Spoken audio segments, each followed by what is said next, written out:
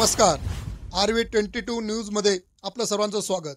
लूटपाट प्रकरणी धुळे तालुका पोलिसांनी देवळाली कॅम्प नाशिक परिसरातून केली अटक. 2.25 लाखाची लूट करणाऱ्या नाशिकच्या दोघांना तालुका पोलिसांनी जेरबंद केले आहे. त्यांच्याकडून रोकडसह 5 लाखाचा मुद्देमाल जप्त करण्यात आला आहे. ईश्वरलाल अभिमान सोनवणे राहणार कल्याण हे 1,70,000 रुपये घेऊन कल्याण येथून नाशिकला आले. तेथे गौतम पगार यांची भेट घेऊन त्यांना पैसे आणल्याबद्दल सांगितले. त्यानंतर गौतम पगार यांनी फोन करून MH02 CW 9612 क्रमांकाची खासगी गाडी भाडेतत्त्वावर बुक केली. दिनांक 1 एप्रिल रोजी दुपारी 1 वाजता या गाडीत बसून गौतम आणि ईश्वरलाल सोनवणे हे दोघे धुळ्याकडे रवाना झाले. वारकुंडाने गावाकडे फाट्याजवळ असलेल्या एका हॉटेलच्या अलीकडे संध्याकाळी 7 वाजता सुमारास वाहन चालकाने गाडी थांबवली. गौतम पगार यांनी आपल्या गाडीतील टायरमध्ये हवा कमी वाटत आहे, त्यामुळे तुम्ही खाली उतरून चेक करा असे सोनवणे यांना सांगितले. सोनवणे खाली उतरताच पगार आणि चालकाने गाडी जोरात पळवली. या प्रकरणी तालुका पोलिसात गुन्हा दाखल झाला होता. गुन्ह्यातील वाहन अजनाळे बारी पोलीस चौकी येथे मिळून आले. तालुका पोलिसांनी गंगाराम पगारे राहणार देवळाली कॅम्प नाशिक आणि नवाज हनीस शेख राहणार देवळाली कॅम्प या दोघांना अटक केल्याची माहिती धुळा तालुका पोलीस ठाण्याचे पोलीस निरीक्षक प्रमोद पाटील यांनी माध्यमाशी बोलताना दिली. पुढील तपास तालुका पोलीस ठाणे पोलीस अधिकारी